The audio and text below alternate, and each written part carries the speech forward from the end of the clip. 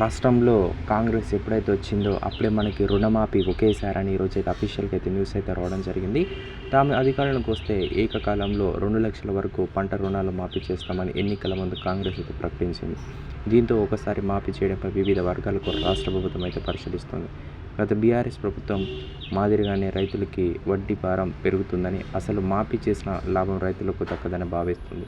ఈ నేపథ్యంలో రైతులపై వడ్డీ భారం పడుకునేందుకు ఖచ్చితంగా ఒకే దఫా లేదంటూ 2 దఫాల్లో రుణమాఫీ పూర్తి చేయాల్సి ఉంటుందని అధికారులు అయితే బ్యాంకర్లు ప్రభుత్వానికి చెప్పినట్టయితే తెలిసింది.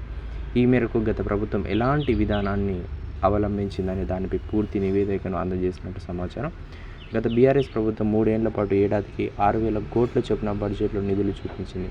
కానీ ఒక్కపై కూడా రిలీజ్ చేయలేదు. అయితే గతేడాది సెప్టెంబర్లో కొంత మొత్తం రిలీజ్ చేసింది.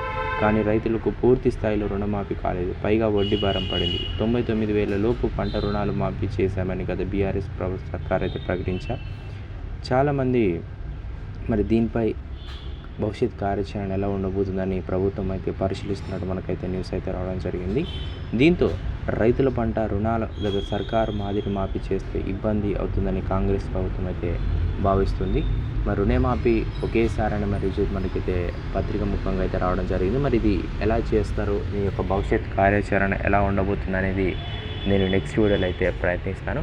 మరి రుణమాఫీ చేస్తారా చేయరా, మరి ఎప్పుడో డిసెంబర్ 9న రుణమాఫీ చేస్తానని మనకైతే కాంగ్రెస్ ప్రభుత్వం అయితే ప్రకటించింది. మరి ఇప్పుడు ఏం జరగబోతుంది అనేది మనకైతే వేచి చూడాలి. మరి గత బీఆర్ఎస్ ప్రభుత్వం చేసిన కొన్ని అప్పుడు ఏం స్టెప్స్ తీసుకున్నారు వాటిని పరిశీలించి అలా చేస్తే రాష్ట్రానికి ప్రాబ్లం అయ్యే ఛాన్స్ ఉందని కూడా కాంగ్రెస్ ప్రభుత్వం అయితే ఆలోచిస్తున్నట్టయితే మనకైతే తెలుస్తుంది.